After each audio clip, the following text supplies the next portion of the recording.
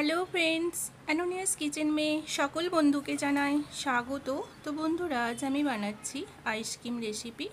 তো please skip না করে পুরো ভিডিওটা দেখবেন। তো চলুন স্টার্ট করা যাক। তো এই আইসক্রিমটা বানানোর জন্য আমি একটুখানি তরমুজ নিয়েছি, মানে তরমুজটা 4 ভাগের 1 ভাগ নিয়ে নিচ্ছি।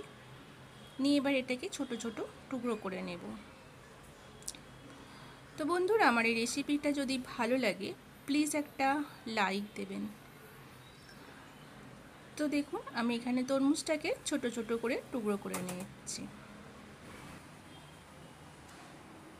এইভাবে বাকি যে কাটা তরমুজটা আছে সেটাকেও এইভাবে ছোট করে টুকরো করে নেব।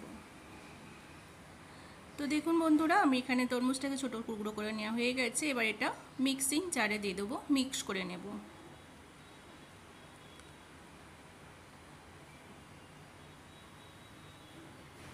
তো দেখুন বন্ধুরা, আমার এটা মিক্সারে মিক্স করা হয়ে গেছে। তো মিক্স করার পরে আমি যে আইসক্রিমটা বানাবো সেই আইসক্রিমের কাপগুলো নিয়ে নিয়েছি। এবার এর মধ্যে একটা ছোট বাটি নিয়েছি, মাপ হিসাবে 1 বাটি করে তাতে দিয়ে দেবো। এতে সুবিধা হবে, ডাইরেক্ট দিলে কোনোটা কম বেশি হবে। একটা আপনারা যে কোনো বাটির মাপ নিয়ে নেবেন, নিয়ে এইভাবে সব কাপের মধ্যে দিয়ে দেবেন। এটা দেওয়ার পরে এর মধ্যে আমি দিয়ে দেবো আইসক্রিম স্টিক। এই আইসক্রিম স্টিকগুলো আমি 10 মিনিট জলের মধ্যে ভিজিয়ে রেখেছিলাম। এই আইসক্রিম স্টিকটা দেওয়ার পরে এবার আমি এটা ফ্রিজে 5 থেকে 6 ঘন্টা রেখে দেব।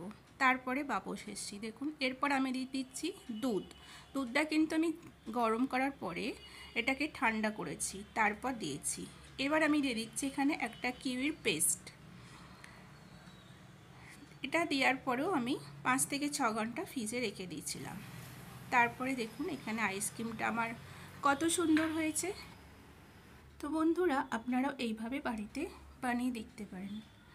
তো বন্ধুরা, আমার এই রেসিপিটা যদি ভালো লাগে প্লিজ একটা লাইক দেবেন, কমেন্ট করে জানাবেন, আর একটু শেয়ার করবেন। আর চ্যানেলটিতে যারা সাবস্ক্রাইবার করেননি প্লিজ সাবস্ক্রাইবার করে আমার পাশে থাকবেন। ধন্যবাদ।